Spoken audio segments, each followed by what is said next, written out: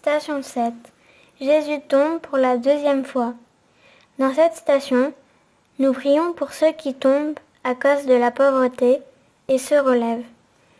La consommation effrénée de ressources par l'Occident, dont souffrent les pays en développement, les condamne à un état d'appauvrissement irréversible. Les populations qui habitent ces terres se retrouvent privées de tout. Seigneur, par ta croix et ta résurrection, tu nous as libérés. Tu es le sauveur du monde. C'est très difficile. J'ai tellement mal. Je peux à peine le faire, même avec de l'aide. Je suis si fatiguée. Je suis épuisée. Et il y a encore beaucoup de chemin à parcourir. Combien de fois ai-je lutté et suis-je tombée encore et encore, même lorsque d'autres m'aidaient? Quels éléments que je lutte m'épuisent, me blessent et me donnent envie d'abandonner. Jésus, parfois je suis submergée par les tracas de la vie. J'avais espéré que te suivre rendrait le chemin plus facile. Mais je vois maintenant que ce n'est pas facile pour toi non plus. Quand je suis fatiguée ou dégoûtée et que je tombe à nouveau, rappelle-moi que tu es remonté sur tes pieds et que tu as continué.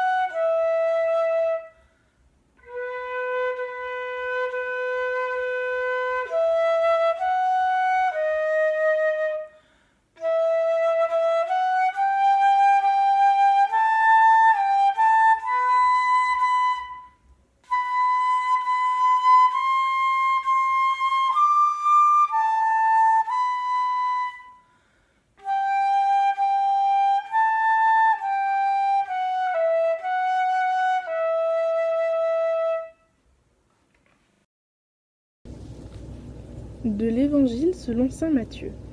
Jésus, ayant appelé un petit enfant, le plaça au milieu d'eux et dit : Je vous le dis en vérité, si vous ne vous convertissez pas et si vous ne devenez pas comme les petits enfants, vous n'entrerez pas dans le royaume des cieux.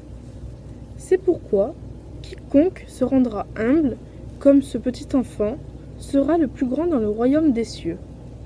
Et quiconque reçoit en mon nom un petit enfant comme celui-ci, me reçoit moi-même. Mais si quelqu'un scandalisait un de ces petits qui croient en moi, il vaudrait mieux pour lui qu'on suspendît à son cou une meule de moulin et qu'on le jetât au fond de la mer. Malheur au monde à cause des scandales, car il est nécessaire qu'il arrive des scandales, mais malheur à l'homme par qui le scandale arrive. Laudato Si, numéro 51.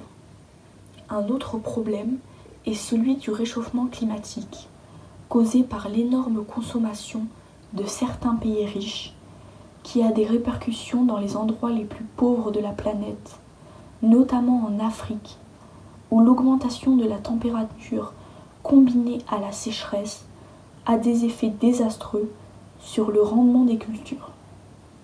Nous constatons que les entreprises qui opèrent ainsi sont souvent des multinationales qui font ce qui leur est interdit dans les pays développés d'ici.